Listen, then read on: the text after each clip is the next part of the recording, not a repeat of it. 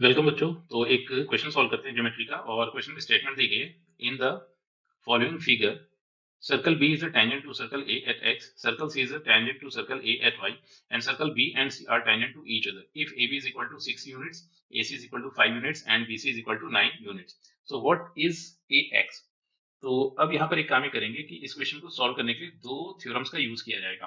तो अब देखो, होता ये है कि अगर दो सर्कल्स एक दूसरे को एक्सटर्नली टच कर रहे हैं तो उन दोनों सर्कल्स के सेंटर के बीच की डिस्टेंस उन दोनों सर्कल्स के रेडियाई के सम के इक्वल होगी।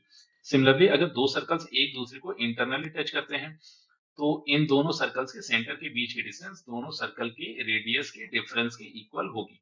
और यहाँ पर डिफरेंस का मैग्नीट्यूड लेंगे या फिर एक काम ही करेंगे, दोनों सर्कल्स में से बड़ी रेडियस वाले सर्कल के रेडियस को पहले लिखा जाएगा, फिर उसमें से छोटी रेडियस वाले सर्कल के रेडियस को सब्ट्रैक्ट कर दिया जाएगा।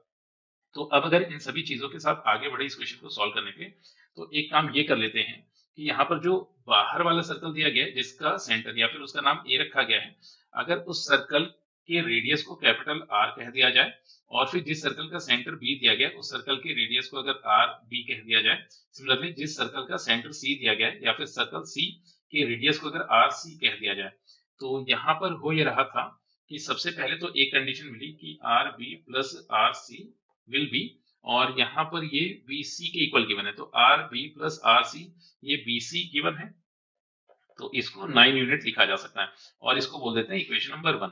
तो इक्वेशन नंबर 1 मिल रहा है R B plus R C is equal to 9।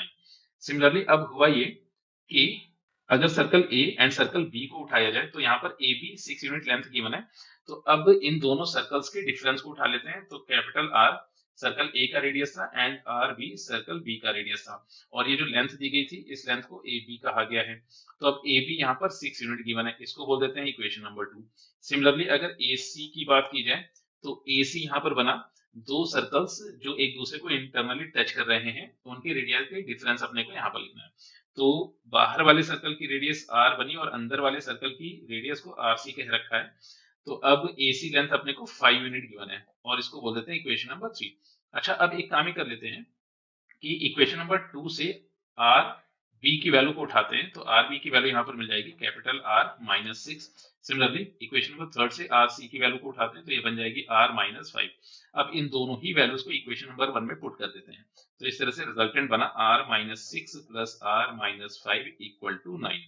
Further इसको सिंप्लीफाई करें तो यहाँ से मिला 2r minus 11 is equal to 9, और फिर फर्दर इसको लिख सकते हैं 2r is equal to 9 plus 11 that will be 20। तो यहाँ से कैपिटल R अपने को मिल चुका है 10 यूनिट्स और capital R is nothing but AX। तो यहाँ से अपने को AX लेंथ मिली है 10 यूनिट एंड यही इस क्वेश्चन का आंसर है।